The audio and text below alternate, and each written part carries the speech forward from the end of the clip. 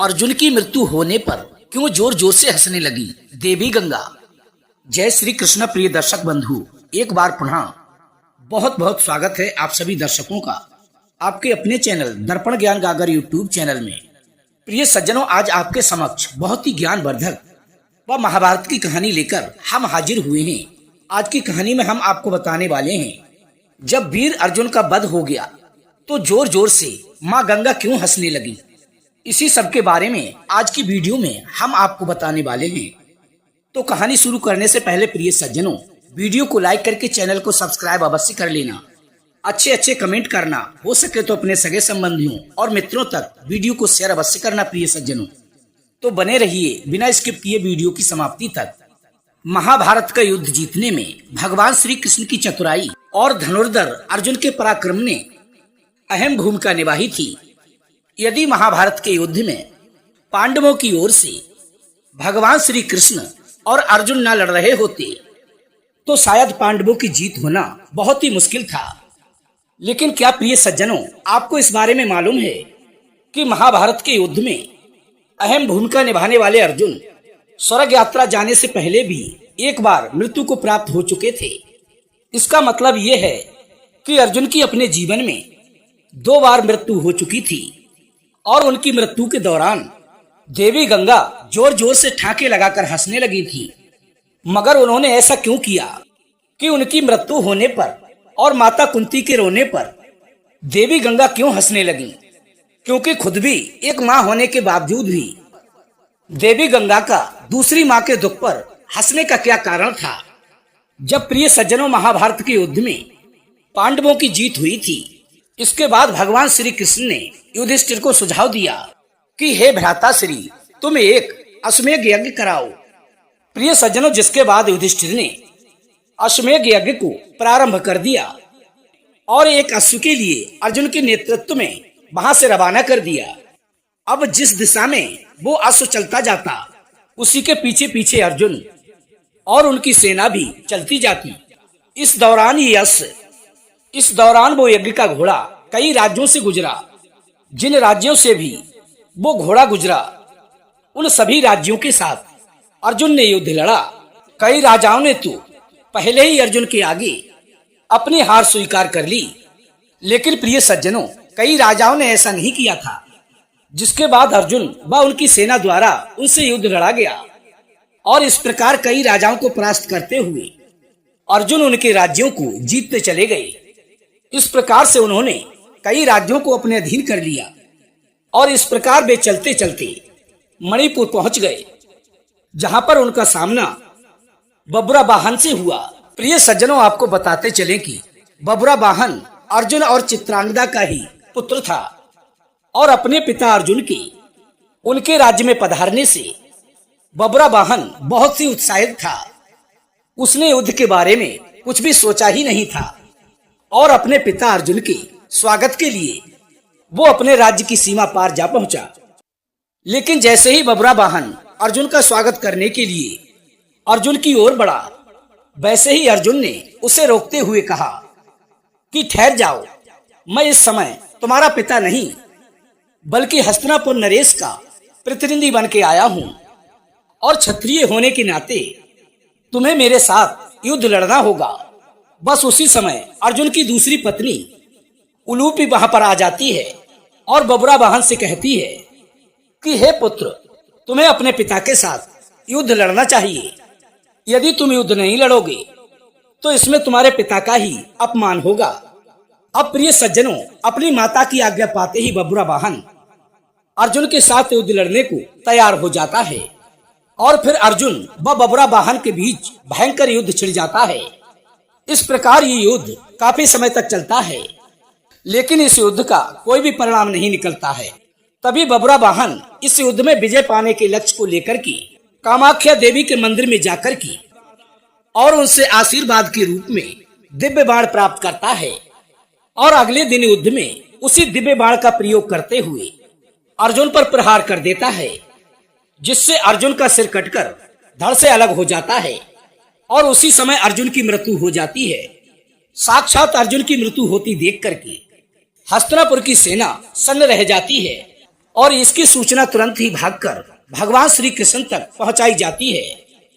तभी मणिपुर पहुंचकर भगवान श्री कृष्ण और माता कुंती अर्जुन को धरती पर पड़ा देखते ही, जिसके बाद माता कुंती अर्जुन का सिर अपनी गोद में रख करके फूट फूट कर रोने लगती हैं।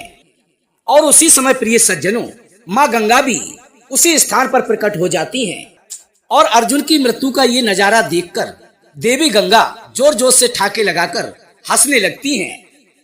और जब काफी देर तक माता कुंती इसी प्रकार से रोती रहीं, तभी देवी गंगा माता कुंती से कहती हैं कि हे कुंती, तुम तो व्यर्थ में रो रही हो, क्योंकि तुम्हारे पुत्र अर्जुन को तो उसके कर्मों का ही फल मिला है। मेरा पुत्र भीष्म अर्जुन के लिए अपने पुत्र की भांति ही प्रेम करता था, मगर फिर भी अर्जुन ने शिखंडी का सहारा लेकर के मेरे वीर पुत्र भीष्म का वध कर डाला था। मैं भी उस समय इसी प्रकार से रोई थी, जैसे कि आज तुम अपने पुत्र के लिए रो रही हो। अब मैंने अपने पुत्र के वध का बदला ले लिया। जिस कामाख्या देवी के बाण से बबरा वाहन ने अर्जुन का सिर धड़ से अलग कर दिया, वो बाण मेरे द्वारा ही प्रदान किया गया था। प्रिय सज्जनों, देवी गंगा के शब्दों में बदले की भावना स्पष्ट झलक रही थी और देवी गंगा की इस बदले की भावना को देखते हुए भगवान श्री कृष्ण बहुत ही हैरान हो गए। वो देवी गंगा से कहने लगे कि हे देवी, आप किस बदले की बात कर रही हो? आप किस किस से बदला लेंगी? अर्जुन की माता कुंती से या अर्जुन से? आप एक माता से प्रतिशोध कैसे ले सकती हैं? ये सुनने के बाद देवी गंगा ने भगवान श्री कृष्ण से कहा कि हे वासुदेव, इस बात को तो आप भली भांति जानते हैं कि अर्जुन ने उस समय मेरे पुत्र का धोखे से वध किया था, जबकि वो निहत्था था। जब अर्जुन का ऐसा करना उचित था, तो अर्जुन का वध उसी के पुत्र के हाथों कराकर मैंने क्या गलत कर दिया? इसके बाद भगवान श्री कृष्ण देवी गंगा को समझाते हुए कहते हैं कि पितामह भीष्म इस बात को भली भांति जानते थे कि यदि वह जीवित रहेंगे तो उन्हें कौरवों की तरफ से कुरुक्षेत्र के मैदान में अवश्य युद्ध लड़ना होगा, और ऐसे में पांडवों की जीत होना नामुमकिन था। इसीलिए उन्होंने स्वयं को उस मार्ग से हटाने का निर्णय लिया और अर्जुन को वो स्थिति बताई जो अपने पितामह की मृत्यु कर सके।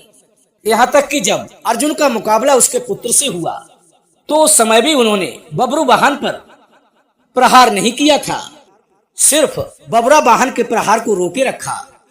और इसके साथ ही बबरा वाहन को कामाख्या देवी द्वारा दिए गए दिव्य बाण की लाज रखने के लिए अपने प्राणों की आहुति देनी पड़ी। अब भगवान श्री कृष्ण के द्वारा दिए गए तथ्यों को सुनकर के देवी गंगा बहुत बड़े सोच में पड़ गईं और उन्होंने भगवान श्री कृष्ण से अर्जुन को पुनर्जीवित करने का मार्ग पूछा। जिसके बाद भगवान श्री कृष्ण देवी गंगा को उनकी प्रतिज्ञा वापस लेने को कहते हैं। जिसके बाद देवी गंगा ने अपनी प्रतिज्ञा वापस ली और अर्जुन का सिर धड़ से जोड़ दिया। लेकिन अभी भी अर्जुन एक मृत व्यक्ति की तरह पृथ्वी पर पड़े थे, अर्थात उनके प्राण वापस नहीं आए थे। इसके बाद भगवान श्री कृष्ण ने अर्जुन की दूसरी पत्नी से पाताल लोक से नागमणि लाकर के अर्जुन को पुनः जीवित करने की विनती की और अर्जुन की दूसरी पत्नी ने नागमणि लाकर के अर्जुन को पुनः जीवित कर दिया। महाभारत के धर्म युद्ध को जीतने के लिए जिन योद्धाओं का मरना बेहद आवश्यक था, उनमें से एक योद्धा थे पितामह भीष्म, क्योंकि उनके नेतृत्व में कौरवों का हारना बहुत ही मुश्किल था, लेकिन उन्हें मारना भी बहुत ही असंभव था, क्योंकि उन्हें इच्छा मृत्यु का वरदान प्राप्त था।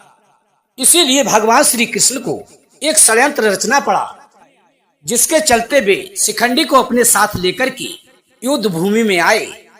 किन्नर होने के बावजूद शिखंडी को पितामह भीष्म एक स्त्री ही मानते थे और उस पर हथियार नहीं चला सकते थे।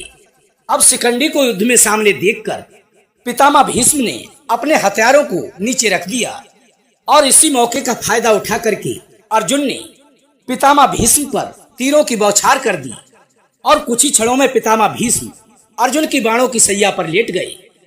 अपने पुत्र की ये दुर्गति देख करके उनकी माता गंगा को बहुत ही क्रोध आया।